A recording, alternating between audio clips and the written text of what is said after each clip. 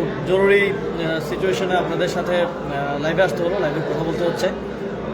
আমরা অবজার্ভ করছিলাম যে ভোট গণনা কীভাবে হচ্ছে। আমরা ভোট গ্রহণে কয়েকটি জায়গায় অনিয়ম হলেও আমরা সার্বিকভাবে সেটা মেনে নিয়েছি, কিন্তু ভোট গ্রহণের পরে যখন ভোট গণনা শুরু হয় তখন একটি দল যখন দেখতে পায় যে তারা বিভিন্ন কেন্দ্রে হারছেন এবং পিছিয়ে আছেন, তখন তারা তাদের যেই ফলাফল কারচুপি করার কিংবা ফলাফলকে প্রভাবিত করার যেই ষড়যন্ত্র সেটাতে মেতে উঠেছেন।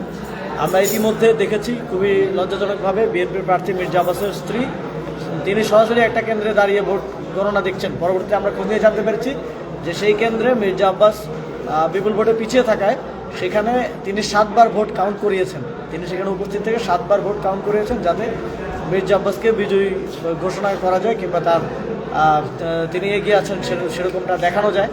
এবং এটা আমরা কোনোভাবেই এই ধরনের কার্যক্রমকে মেনে নেব না। এবং আমরা দেখছি যে কিছু কেন্দ্রে যেখানে ইতিমধ্যে তারা অনেক পিছিয়ে আছে, ফলে সেখানে তারা ছাত্রদলের নেতাকর্মীরা, বিএনপির নেতাকর্মীরা সেখানে গিয়ে সেই কেন্দ্রগুলোতে তারা সেই কেন্দ্রের ফলাফল মেনে নেবেন না বলে তারা ঘোষণা দিচ্ছেন এবং প্রিজাইডিং কর্মকর্তাদেরকে চাপ প্রয়োগ করছেন।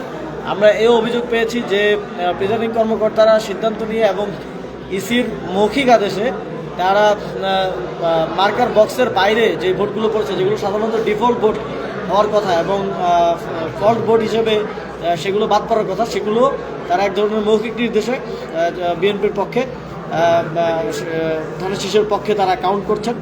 এবং আমরা দেখছি যে মিডিয়া এক ধরনের বয়ান নির্মাণের চেষ্টা করছে, যেখানে আমরা দেখেছি যে ইতিমধ্যে বেসরকারি ফলাফল 11 দলীয় জোট এবং বিএনপি প্রায় কাছাকাছি অবস্থানে আছে, 60-64 এরকম একটা অবস্থানে আছে। সেখানে মিডিয়াতে দেখানো হচ্ছে যে বিএনপি 30টা, জামাত 5টা, এনসিপি 1টা, অথচ ইতিমধ্যে বেসরকারিভাবে এনসিপি 5টা আসনে জয়লাভ করেছে।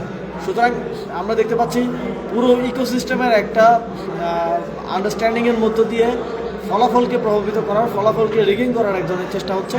তারা যেহেতু ভোট কেন্দ্র দখল করতে পারেনি, ভোট রিগিং করতে পারেনি, এখন তারা ফলাফল প্রভাবিত করার মাধ্যমে নির্বাচনে জয়ী হওয়ার এক ধরনের চেষ্টা চালাচ্ছে।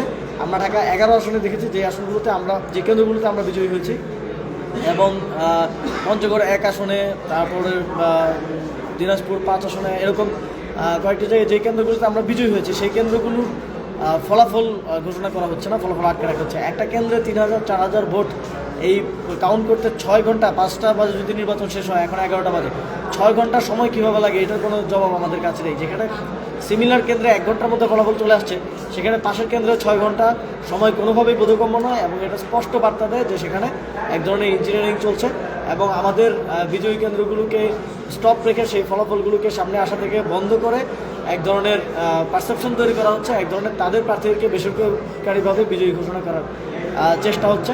আমরা ইসির কাছে দাবি জানিয়েছিলাম যে আপনাদের কাছে যেই কেন্দ্রগুলোর আসনগুলোর ফলাফল দ্রুত আগে আসবে সেগুলো আগে ঘোষণা করতে হবে, কিন্তু আমরা দেখছি যে তারা বেসরকারিভাবে 11 দলীয় জোটের বিজয়ী আসনগুলো ঘোষণা না করে বরং বিএনপির বিজয়ী আসনগুলো আগে ঘোষণা করছেন এবং নাম্বার নিউমেরিক্যালি বিএনপিকে বেশি দেখানোর একটা চেষ্টা করছেন। আমরা সংখ্যা করছি যে ঢাকা 8 আসন, ঢাকা 11 আসন, পঞ্চগড় 1 আসন, কুড়িগ্রাম 2 আসন, নোয়াখালী 2 আসন, দিনাজপুর 5 আসন, এরকম আমাদের 7-8টি আসনে ফলাফল প্রভাবিত করার, ফলাফল রিগিং করার চেষ্টা চলছে।